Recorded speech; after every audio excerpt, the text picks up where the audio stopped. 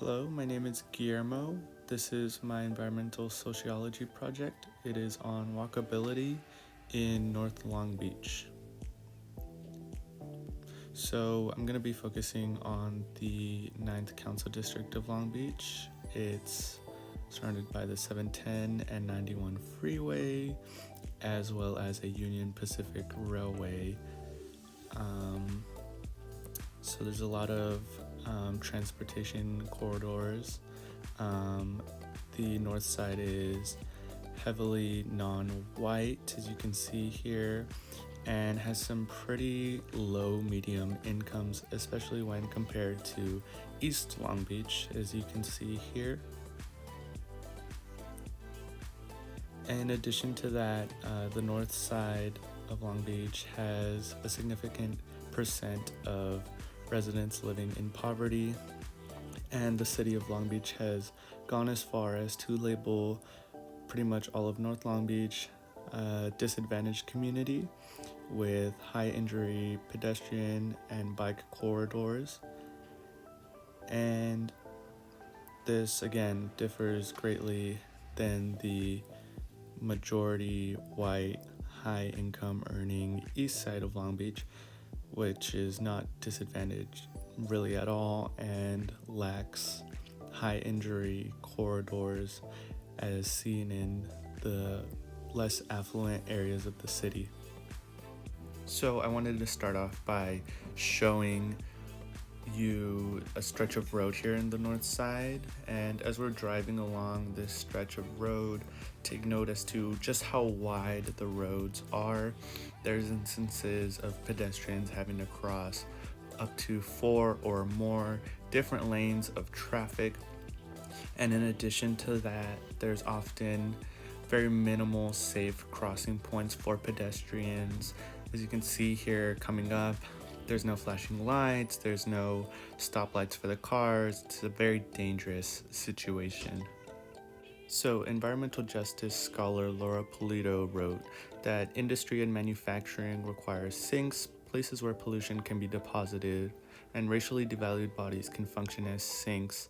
In this instance, it's not necessarily pollution, but a lack of access to safe crosswalks and to areas of their neighborhood that residents should have access to.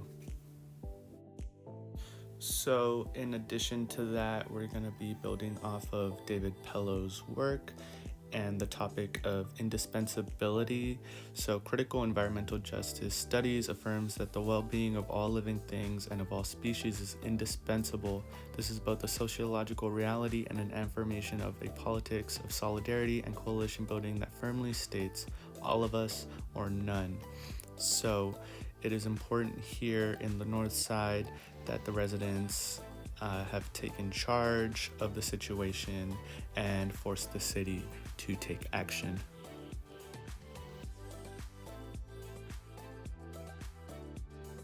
So, in fact, the North Long Beach community has pushed the city to value the safety of the north side through zoning and transportation, and have organized to change the city's clear apathy and enact the Uptown Planning Land Use and Neighborhood Strategy, otherwise known as U-Plan.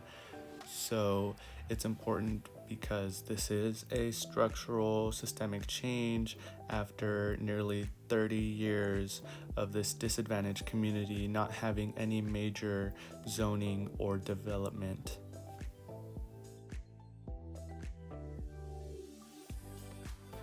So you're going to continue to see throughout this video a number of unsafe, rushed pedestrian crossings.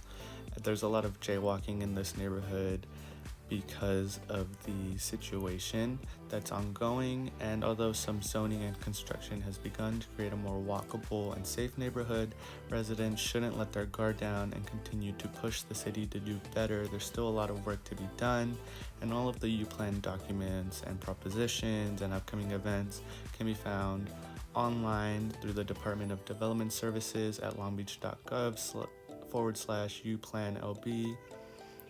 And I'd also like to end by stating that I'm fortunate enough to both live and work in the neighborhood, but the infrastructure just is not there yet. As you can see earlier in the video, there's some construction that has started, but it's still not there. And I'm just really hopeful that the steps the city's taking in hand with the community will have good outcomes for everyone. Again, we're seeing just a really wide stretch of road. There's a lot of work to be done. Thank you.